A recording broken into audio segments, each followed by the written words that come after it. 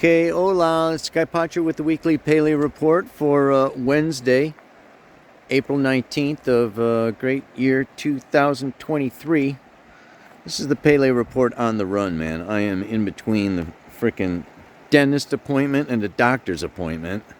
The moon is conjunct Chiron last night, but as far as I'm concerned, it's still there. Yikes. Sun square Pluto. Okay, so we have a total solar eclipse, right? Square Pluto. I mean, it's like if a solar eclipse isn't enough, let's just put it in square to Pluto to see what we can really do to ourselves. Oh my God. So anyway, the sun and the moon both, jump into Taurus shortly after this eclipse. Oh, look at, we got some artists out here. Cool. Neat. I'm going to stack some rocks one of these days when I'm hanging out. Anyway, what else is going on? So, they all go into Taurus, and hits the North Node. Obviously, it's a North Node's there at like 4 degrees of Taurus. And then the moon moves into Gemini by Thursday. By Saturday. Saturday, Gemini, slow down a little bit, and moves through Gemini. Obviously then trines Pluto for a second there, scoots up, squares Saturn, before she heads into Cancer. And it's Cancer on Monday, and that's the traveling of the moon. Jupiter is conjunct Aries, the great goddess of discord, through this whole time period, this entire freaking week. And for the, Mercury goes retrograde, okay, on Friday. He'll be retrograde for 3 weeks, going all the way back to 5 degrees of Taurus. It's at 15. So if you got anything between 5 and 15 of the fixed signs, you're going to really be feeling that Mercury retrograde. I'm going to talk a little bit more about that perhaps. And I think that's mostly what I want to be discussing with you is this the total solar eclipse. And yeah. So let me look at the camera and see what I can come up with. All right, everybody. Oh, still feeling a little bit of that Novocaine. I told them, give me half as much because they overdo it. Oh, man. Anyway, what's going on here? Okay, I read a lot last week. I'm not going to read so much this week. I'm not going to read it all, but tonight, actually, here in California, okay, and it's actually tomorrow over on the East Coast. But it is a total solar eclipse that is coming in right now, and it's big. I think it's very powerful. It is conjunct. It's at 29 degrees 50 minutes of Aries. The North Node is at 4 degrees, something of Taurus, so that's very close to the Moon's node, and that is where the Moon hits the ecliptic. That is what makes eclipses. And this is a North Node eclipse. So like I spoke a lot about this last week, and any planet near its North Node, it's very powerful. So the Moon has dominance over this eclipse, because she's on her own North Node. Now the full moon lunar eclipse coming up in 2 weeks, the sun is going to be the dominant factor. Okay, so it's going to be a switch. So let's look at that. The moon is the past.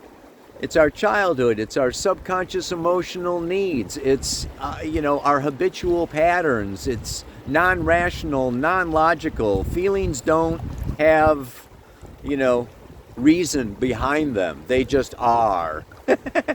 So this can be a time where you are experiencing feelings that maybe make no sense, but you're feeling them anyway.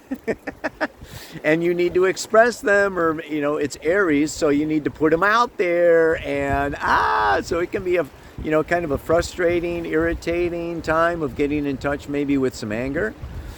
We know that anger is a secondary emotion. There are reasons underneath. There's experiences, okay? There's wounds, there's trauma.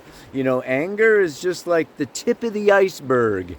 So we want to use this time as an opportunity, okay, for digging a little deeper down into our psyche, okay? Like, what does that remind me of? Who is this person that's pissing me off? Who do they really represent? Is that my mom? Is that my dad? Did they do that same thing to me? Go back, go down, go in, go to past lives, go wherever you want. But, try to take what's happening now as as an opportunity to self-discover. It's all about self-discovery. So let me go into a little bit about, I wrote the lunar planner last night in a rush, 2 days late, because there's too much going on. But you can read the lunar planner, because I think that I don't want to repeat myself, but I want to go farther. I want to elucidate a little more on what I wrote about last night.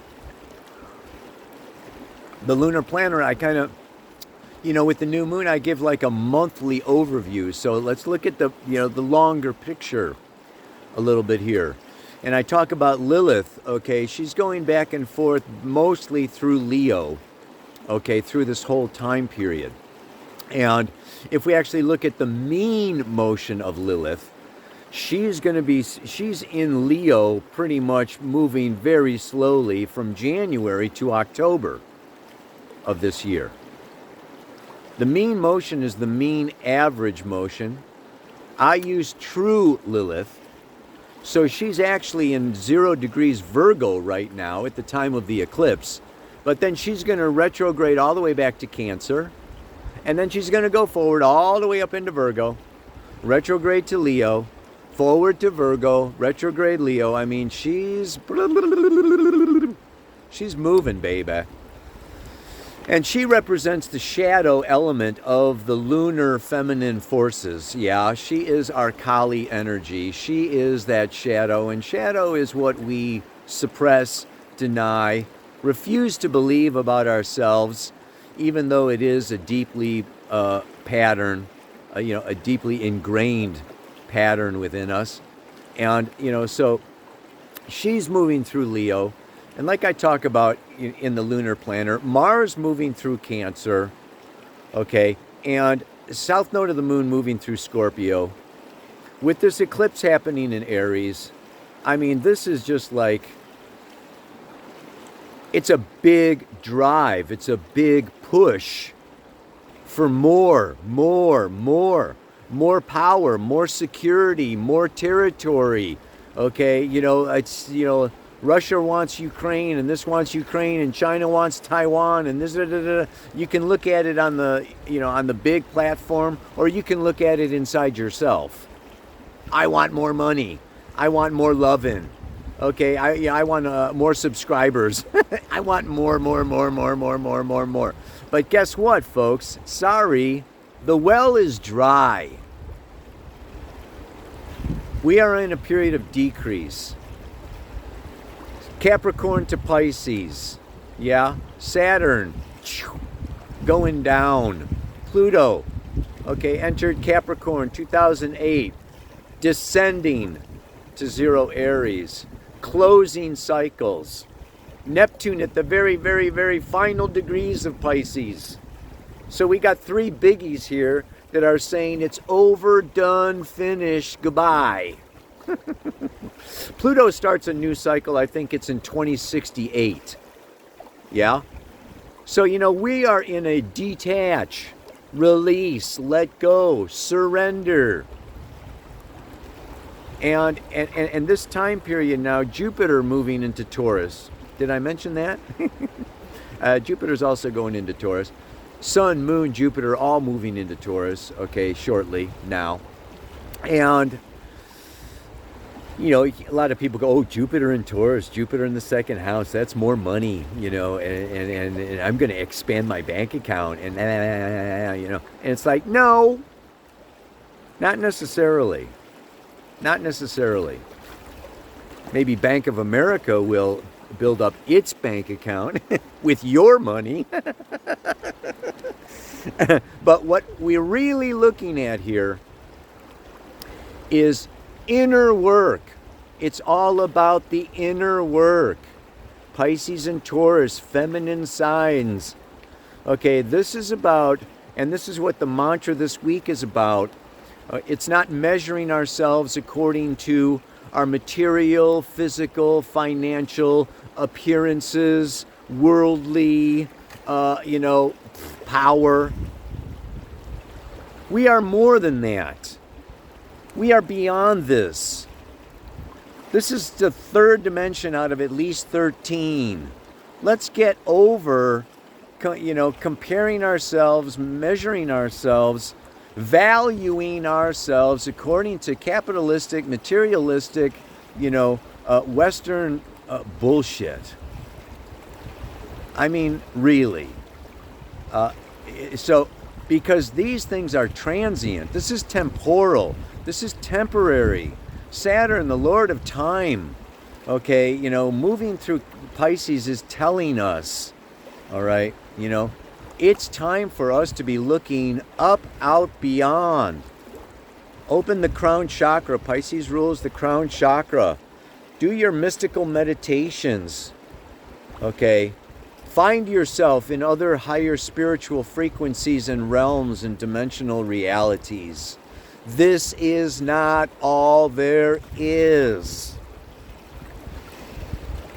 The more that we attach to the temporary, the more disappointment, disillusionment, decline, fear, insecurities, anxiety, sleep loss, stress, you name it. It's like, let's not hold on to things or overvalue things. And I mean things in particular. Things are having to do with the physical material world, yeah? But to really value love, heart, compassion, beauty, aesthetics, flowers, birds, geese, the duck pond. So this solar eclipse is happening on the duck pond. I talked about it last week. I wrote out the whole thing in the lunar planner, so you can check out that lunar planner. And let me just briefly, mention it again. But I'm going to mention some other things while I've got your ear. And that is, I'm leaving for Greece in a couple of weeks, baby. And talk about healing wounds, healing trauma, doing a whole workshop on Chiron, healing our wounds on the island of Evia. Yeah, that is where Chiron lived, super powerful. I'm doing another healing workshop in Athens, right at the foot of the Parthenon. I mean, it's amazing. Doing some psychotherapy work there also, along with the astrology. Check it out. If that's not enough, I'm also, doing composite relationship chart work online for those of you that can't travel or whatever, and are really wanting to delve into your relationships and partnerships, because very much this is where it's at. This is where a lot of growth is happening right now. South node of the moon moving through Scorpio and going to be going into Libra. Yeah, because they go retrograde. And this balancing, I talked about it in the lunar planner again, between giving and taking. Yeah? Taurus is learning how to receive, but what I really want to talk about here is this inner work And Taurus is about building up our resources, building up our value, making ourselves more valuable. How do you make yourself more valuable? You learn something. We got Venus moving through Gemini, okay, and we've got, all of this Taurus is about skill set development, developing a new set of skills, maybe getting an additional new income, maybe turning a hobby, Leo, Lilith and Leo over here, turn those hobbies. Hobbies are things that you just love doing, right? And you've done them for free, for nothing, because you enjoy it. Well, turn your hobby into a source of income, right? So it's skill sets, capacities, talents. Jupiter is expansion. Sun, moon moving through here, North Node. This is a time. From January of 2022 to July, North Node moving through Taurus. I've been talking about it for almost a year and a half. Till I'm blue in the face. It's like, you know what? Learn something new. Develop your, make yourself more valuable. And you will receive. You will be appreciated. You will be compensated. So Jupiter going through Taurus, it's not just, scams, right? And get rich quick schemes. No, this is about, I am going to evolve myself. I'm going to become greater than I am through my own effort, through my own work. And why? Why? We build ourselves up. We learn things to what? Help, serve, teach, and give. We're here to give. This isn't about get as much as you can and be the capitalistic, greedy swine dog, that has more than anybody else and therefore is some kind of winner. No, no, no, no, no, no, no. This is about Saturn and Pisces. We are all one. And we're all going to the same place. We're all on the same spaceship planet Earth. And it's about togetherness. It's about unity.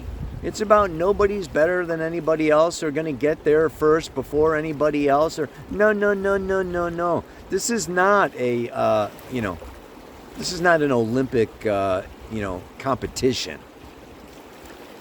That's bullshit. Yeah? That's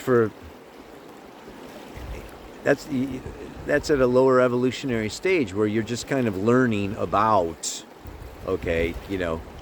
some things. But, yeah. So, yeah, we're... A duck pond and its brood is the realization of natural boundaries. Setting the tone for the next 6 months. This eclipse is not just for this week. It's not just for this lunar cycle. But it's going to go until, that sun goes all the way around into Libra. And we're going to have another eclipse season, right, when the sun is over there in Libra. So this eclipse sets the tone for the next 6 months. And I'm telling you, this is a 6 months to, really be a squirrel gathering nuts. Yeah? And I don't mean hoard, but I do mean conserve. Saturn has to do with conservation. Saturn has to do with timing. Saturn has to do with, really understanding, that there is a time of expansion and, it's inhale and exhale, right? Spring and summer, fall and winter. Spring and summer, fall and winter. 0 to 42, 42 to 84. Yeah, baby. So, take care of yourselves. Take care of your body. Take care of your home. Take care of your love, your beloved. take care of your family. You know, really, your health is your greatest wealth. And this is just like really, it's a reminder. You know, Pisces, Virgo, Saturn through here, I'm talking 3 years. Now I'm not even talking about the 6 months, you know, of the eclipse cycle. I'm talking about Saturn and Pisces for 3 years, man. And we really want to gather our nuts so that we can share them. Yeah, and we can have banquets, and we can have feasts, and we can have gatherings with all our friends and neighbors in the midst of perhaps, you know, the famine or the drought or the BS that's coming down or going around. We have thought ahead because we're into astrology and we know these cycles and we know what's coming and we're ready for it. Ow! Get ready. And we don't have to complain about it. We don't have to, you know, bitch and moan about it. That, you know, that it's like, okay, you know, there is a limit. There's a limit to what we can control. There's a limit to what we can own. There's a limit to how much time we've got on this planet. And these limits are our teachers. Saturn is the great teacher. He's teaching us. And he's teaching us to focus. There is a divine intelligence. And that divine intelligence says, no, you are not the master of the universe. Not yet. You have things to learn in this little classroom that you are existing in right now. This little relationship has something to teach you. This little job has something to teach you. Okay, this little neighborhood has something to teach you. And when you have learned everything that there is to learn in this little classroom, then you can graduate and you can get outside of your little duck pond. And maybe you can get on the river, baby, and get down to the frickin' lake. And after the lake, we got Lake Folsom down here. Of course, it's got a dam. This is the United States, you know. So we got to dam up the rivers, right? But they make lakes. And then when you know everything that you've had to learn and know, and you got Lake Folsom down, well, then you can go over that dam and keep on moving and maybe get out to the ocean.